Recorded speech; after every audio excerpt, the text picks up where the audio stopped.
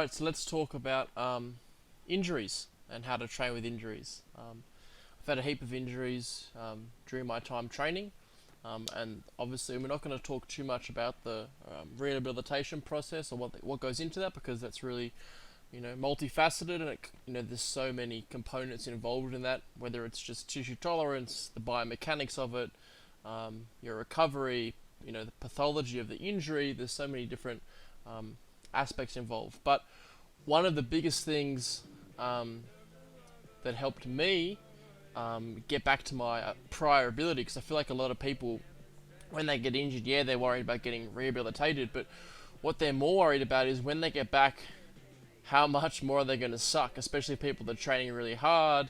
They've put a lot of work into their squat, their bench, their deadlift, or they're trying to get back to their sport or whatever it is. People really want to make sure that they're, having the least amount of, delay when they're kind of injury free. And so what I found was having the ability, whether that's seeking professional help or working on it yourself, to train around the injury.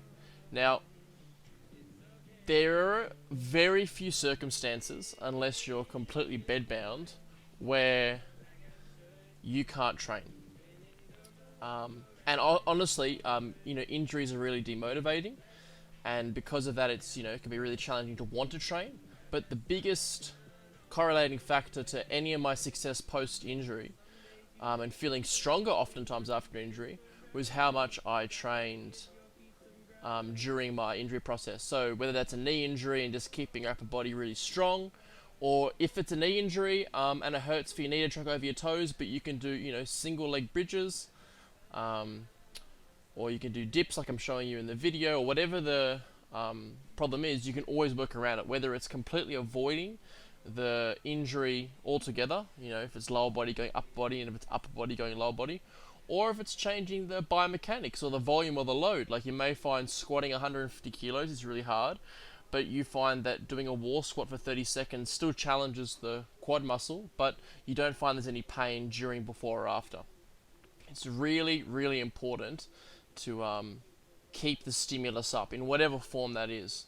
Whether it's, the most specific form towards what you like doing. So, if you like squatting, you may not be able to squat that much, but you may be able to deadlift. And if you're deadlifting, you're still loading the posterior, you're loading your hamstrings, you're loading your glutes, and to some degree, you're loading the quads.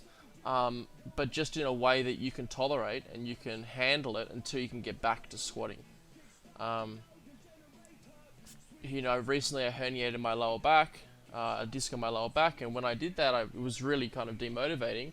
But I spent a whole lot of time on isolation work. I did a whole lot of leg extensions. I was doing lots of bodybuilding stuff for upper and lower body, because it even hurt to brace. I was just doing a lot of machine work.